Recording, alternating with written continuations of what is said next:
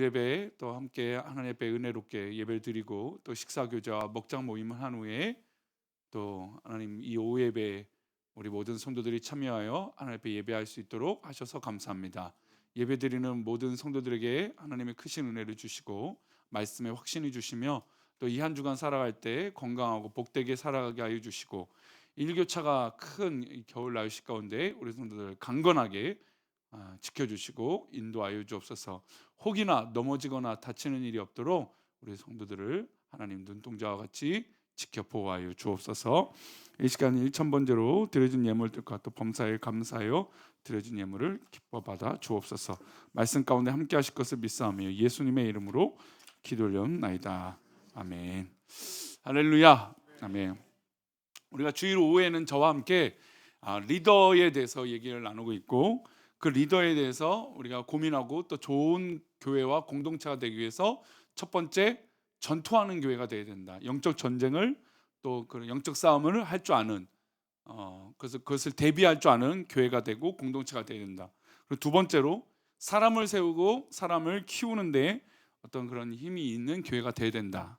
그리고 세 번째는 이제 목장의 활성화를 위해서 어떤 이 역할들, 어떤 사모함, 어떤 모습으로 이 공동체 가운데 있어야 되는지 이 개인적인 이 목장의 활성화를 이 작은 이 그룹의 모임이 어떻게 하면 활성화될지 그 부분에서 이야기를 나누고 있습니다.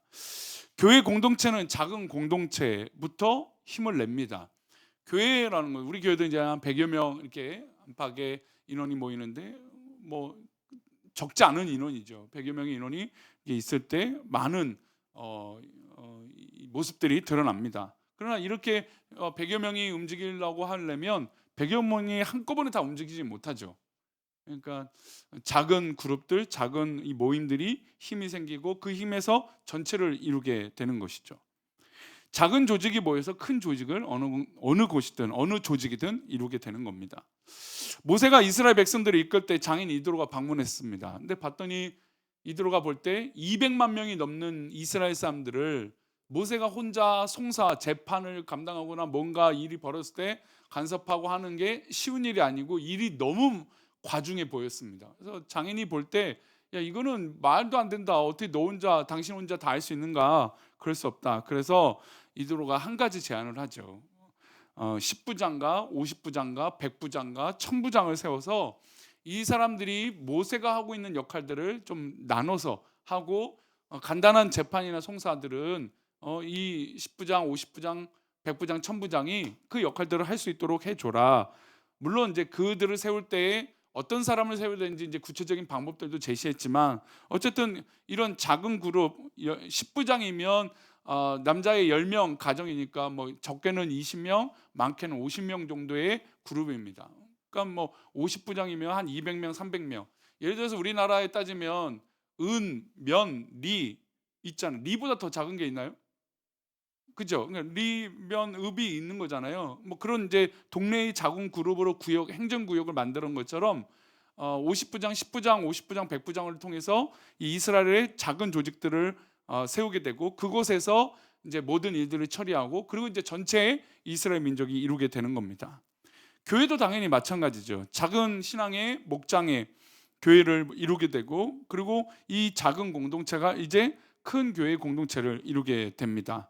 신앙의 공동체가 된 것이죠. 그래서 목장 모임이 이거 별거 아니고 뭐 그냥 잠깐 모여서 이야기하고 그게 아닙니다. 사실은 그 5명 그러니까 목사도 제가 뭐 100명 뭐 이렇게 있지만 사실 다 일일이 신경을 못 써요. 마음은 안 그렇죠. 마음은 당연히 다 신경 써드리고 싶고 다 뭐든지 다 누구든 기도해 드릴 수 있지만 여러분 제가 성구 영신 예배 때도 모든 분들을 기도하지만 한 60명 70명 성구 영신은 기도받고 나머지는 좀 기다리기 어려우시니까 다음 주에 받고 이러시잖아요.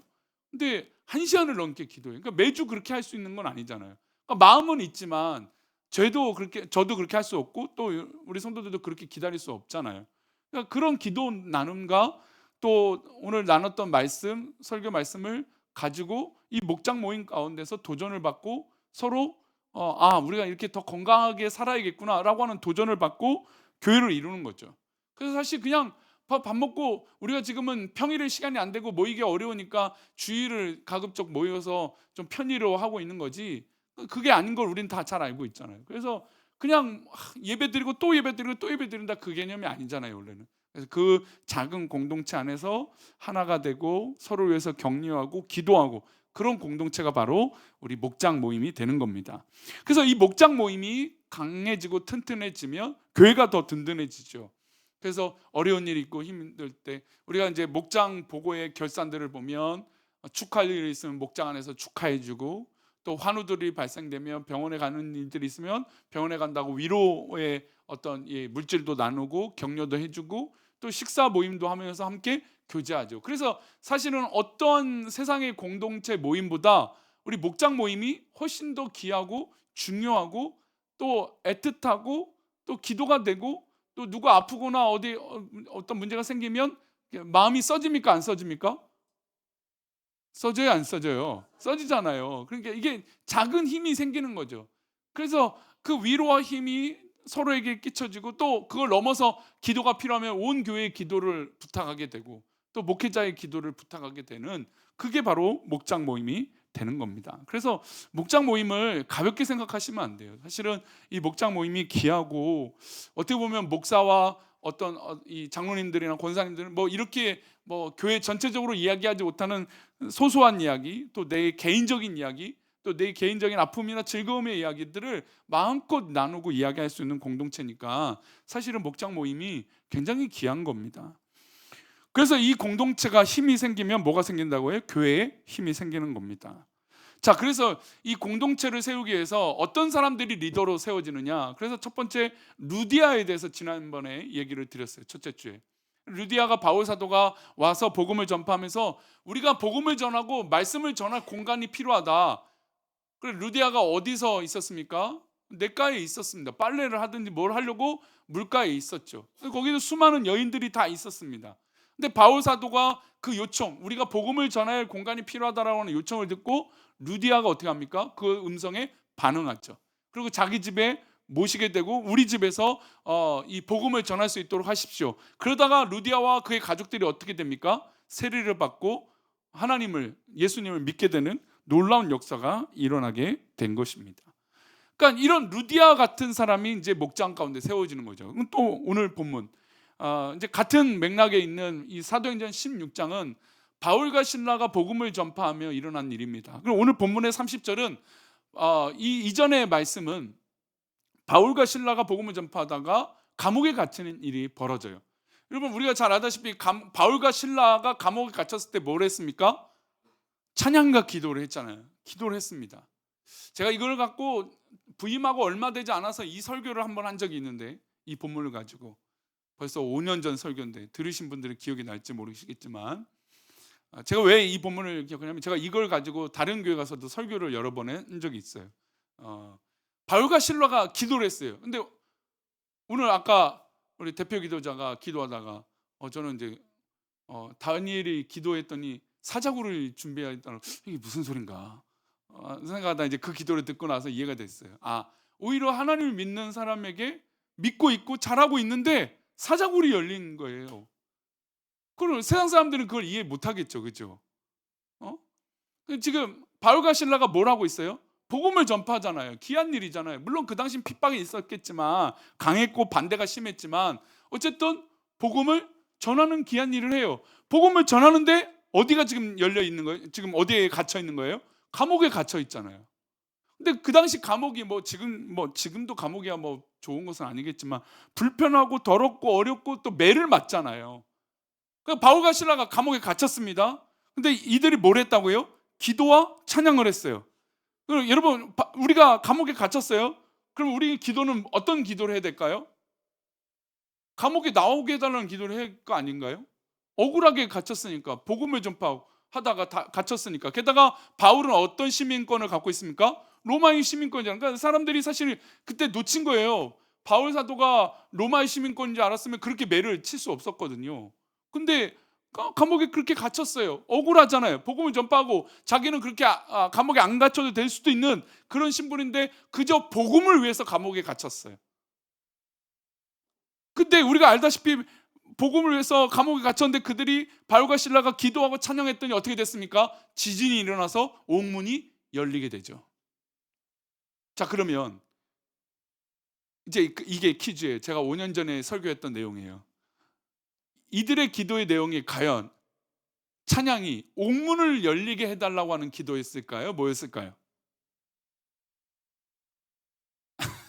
우리 생각에 당연히 어려움이 있으니까 그 어려움 해결해 달라고 기도하는 게 당연하겠죠.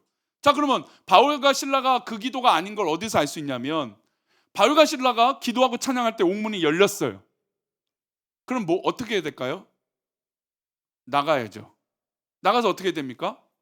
도망가야죠. 도망가도 뭐 그 당시 뭐 지금처럼 잘 잡을 수 있는 형편이 나가면 되는 거예요. 게다가 자기는 시민권이잖고. 억울하니까. 그러니까 우리가 문제가 해결된 거잖아요. 게다가 하나님 역사해 주셨는데, 지진이 일어나서 옥문도 열렸는데 얼마나 큰 기적입니까? 근데 바울과 실라가 옥문이 열렸는데 바깥 나갔습니까? 안 나갔습니까? 도망갔습니까? 안 도망갔습니까? 도망가지 않았어요. 다시 옥 안으로 들어옵니다. 이때 간수가 옥문이 무너지게, 지진이 났으니까 옥문이 열린 거 보고 자해를 하려고 해요. 왜 자해를 하려면 내가 죄수들을 놓쳤다, 간수를 못했으니까, 간수장이니까. 이 장면이 바로 이 장면이에요. 자, 30절 말씀 다시 한번 볼까요?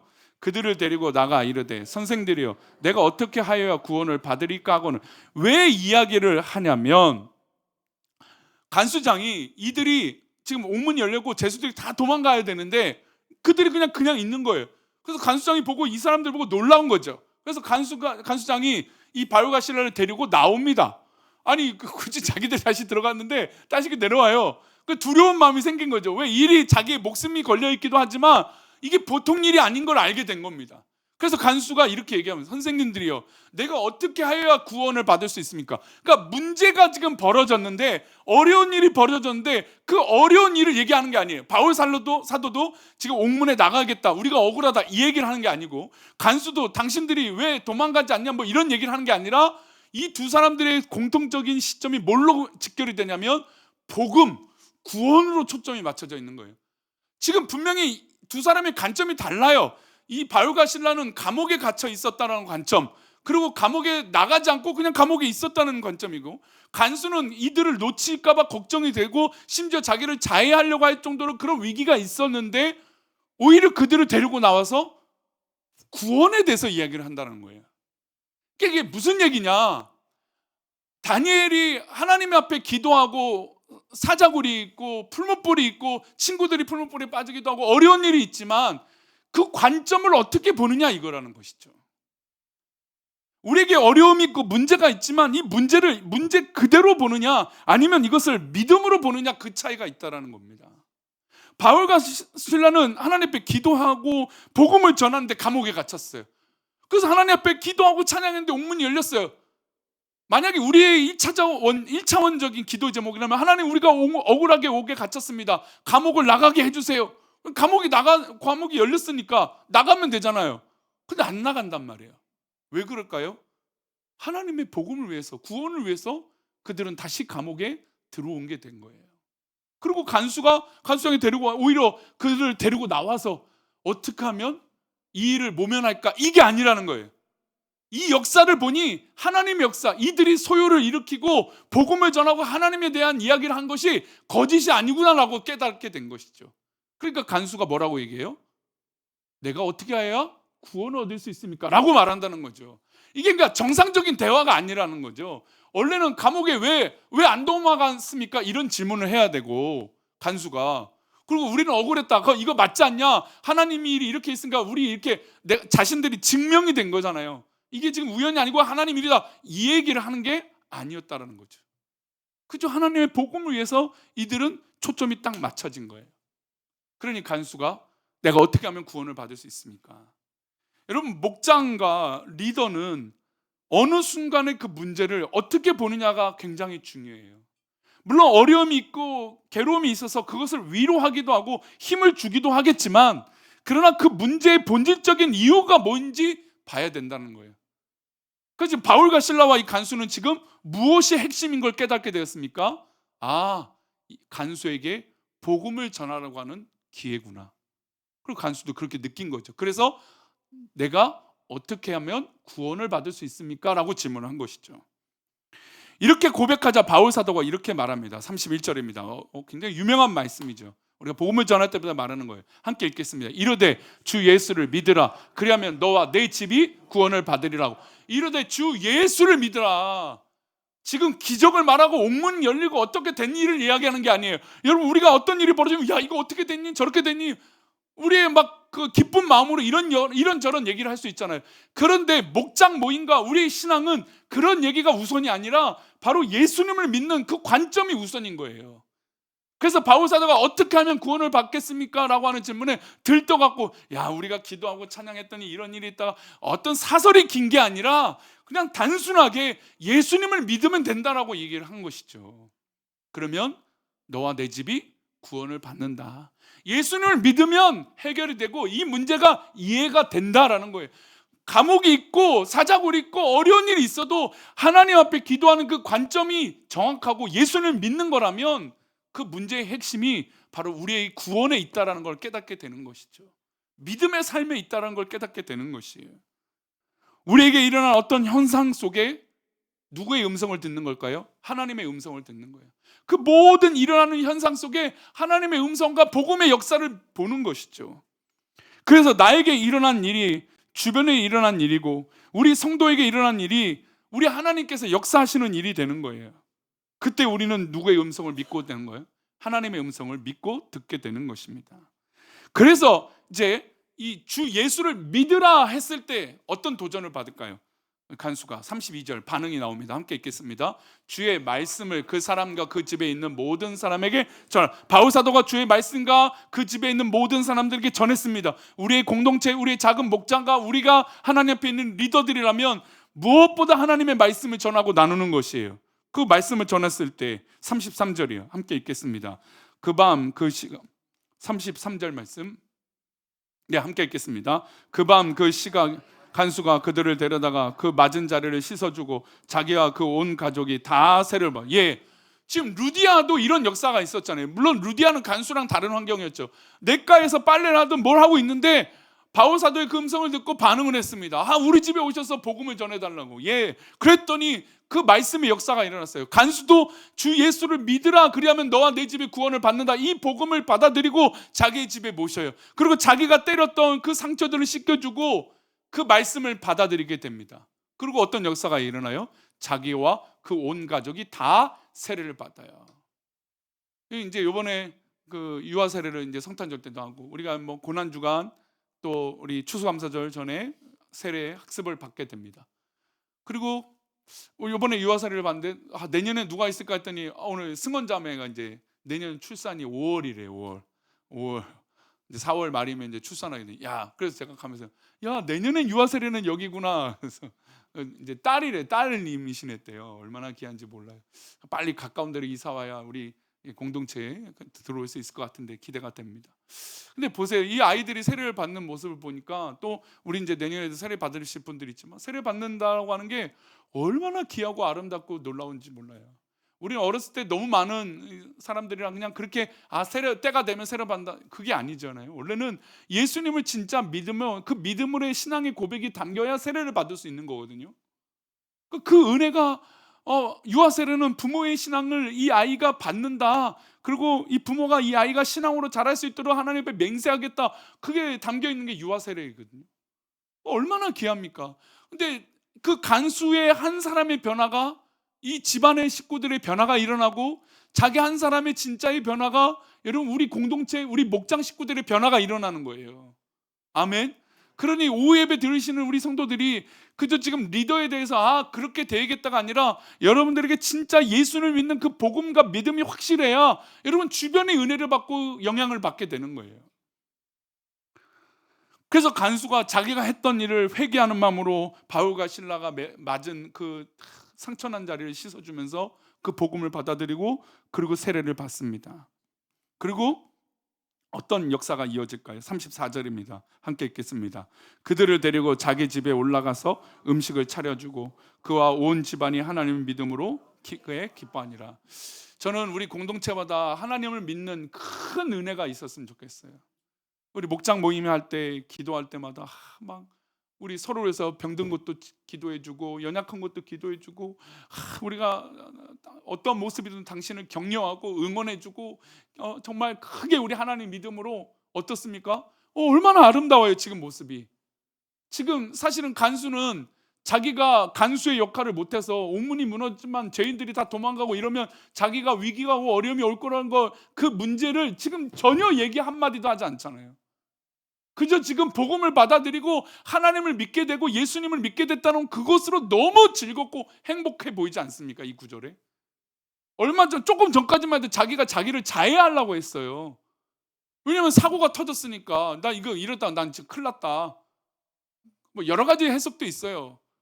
자해라도 해서 이런 노력을 보여주기 위해서, 살기 위해서 그렇게 하게 됐다고 있지만, 자기가 이런 일이 벌어졌으니까 책임이라도 질 마음에 자해를 하려고 했던 거예요. 그런 일이 있어서는 안 되겠죠. 그렇다고 문제가 해결되는 것도 아닌데. 근데 저 당시 그런 방법을 선택할 정도로 위기였어요. 그런데 그 위기가 이 사람에게는 한마디도 나오지 않잖아요. 그리고 만약에 반대로 바울과 실라가 자기가 만약에 목적이 감옥에 뛰쳐나오는 게 목적이었다면 이런 일을 경험할 수 있었을까요? 그 문제를 하나님 앞에 복음으로 해석하지 않았다면 이 일이 이렇게 있을 수 있을까요? 아니죠. 저 같으면 당장 도망갔을 것 같아요. 왜? 어차피 복음을 전하러 계속 돌아다니는 사람이니까. 그럼 굳이 여기가 아니면 또 다른 곳에 가서 복음을 전하면 되거든요. 하나님께서 옥문을 하나님께서 직접 말씀해 주신 게 아니니까, 성경에 보니까. 그럼 옥문이 열렸으면 하나님께서 나의 억울함을 아시니까 나는 이제 옥문을 나가고 빨리 다른 데 가서 복음을 전해야겠다. 그랬다면 이 간수의 변화가 일어났을까요? 일어날 일이 없겠죠. 그들의 기도와 찬양은 어디까지나 복음에 있었고 하나님의 뜻에 있었어요. 여러분, 목장 모임은 어디까지나 하나님의 뜻이 우선이고 하나님의 뜻이 우리 목장 식구들 가운데 일어나는 거예요. 그것을 사모해야 되는 거예요. 그래서 어떤 눈에 보이는 딱 그 현실이 정답이 아니라 그 속에 계시는 하나님의 뜻을 믿는 거죠. 그러니 바울과 실라가 감옥을 뛰쳐나간 게 아니라 그 자리에 있으면서 간수를 만나고 그가 갈급한 심령으로 고백할 때 그들에게 뭘 전해줍니까? 복음을 전해주는 거죠. 이게 하나님의 뜻 아닙니까? 그러니 어떤 1차원적인 문제, 물론 그게 우리에겐 큰 문제예요. 1차적인 문제가 큰 거죠. 아프고 다치고 어려운 일 있고 괴로운 일 있고 해결하기 어려운 일이 1차적인 문제입니다. 근데 정말 그 너머에 계신 하나님 뜻에 대해서 확신하면 여러분, 나뿐만 아니라 우리 공동체가 확신이 서게 돼요. 이게 하나님 뜻이구나. 이게 하나님 기뻐하시는 것이구나. 그래야 그 공동체가 훨씬 건강해지고 서로를 위해서 힘이 생기는 거예요. 여러분, 좋은 건 얼마나 갈까요? 관계가 인간관계도 좋다고 쳐요. 물론 저는 평생 친구가 한두 분씩은 다 있어요. 근데 여러분, 좋은 게 그냥 그렇다고 해도 꽤 오래 갈까요? 얼마나 오래 갈까요? 오래 간다고 해줘야죠. 사랑하는 사람이나 있으니까 오래 가기도 할 겁니다. 근데 여러분, 사람 마음이 변덕스러워서 아니다 싶으면 그냥 서운하고 속상하고 그래요. 근데 믿음의 공동체는 그래서는 안 된다는 거예요. 믿음의 목장은 그래서는 안 된다는 거예요. 우리 안에 하나님의 뜻이 무엇인지 분별해야 되고 그것을 위해서 서로 위해서 기도해 주고, 그게 아닌 하나님의 뜻이 있을 수도 있다는 걸 서로에게 격려해 주는 거예요. 그게 눈에 보이는 게 다가 아닌 것을 서로에게 믿어주고 기도해주고 응원해주는 거죠. 그리고 할 수 있다라고 힘이 되어주고 도와줄 수 있는 부분들을 도와주는 거죠. 마치 바울 사도가 실라가 이 간수가 우리 어떻게 하면 구원을 받을 수 있습니까? 물론 이게 1차원적인 문제를 해결하는 것도 있겠지만 궁극적으로 예수님을 진짜 믿게 되는 그 놀라운 은혜, 그 은혜가 우리 목장 식구들 가운데 있어야 된다는 것이죠.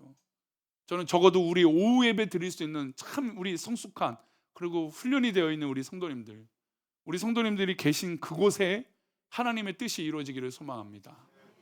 그 문제를 넘어선 하나님의 놀라우신 계획, 그 어려움을 넘어선 하나님의 놀라우신 뜻이 우리 성도들 가운데 분명 있을 거니 여러분, 낙심치 말고 믿음으로 이겨나고 또 쓰임받는, 또 우리 소그룹이 그렇게 건강해지는 그런 공동체가 되기를 축원합니다. 아멘. 우리 찬양하겠습니다. 우리 나의 영혼이 잠잠히 하나님만 바라며.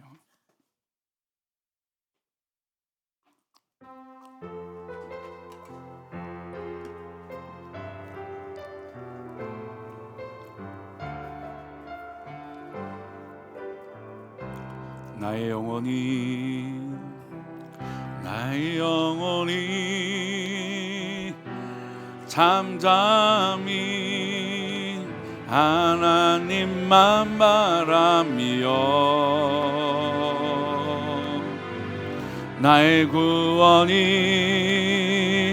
그에게서 나는도다.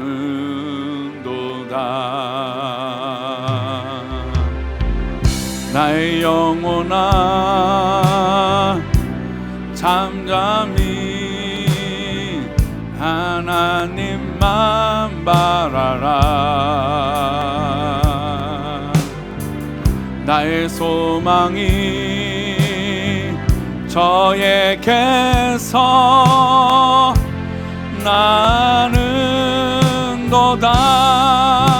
나는도다. 오직 주만이 아멘 나의 반석 나의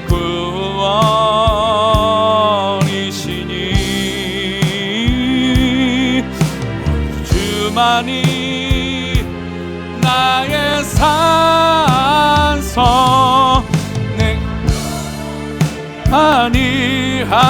오직 주만이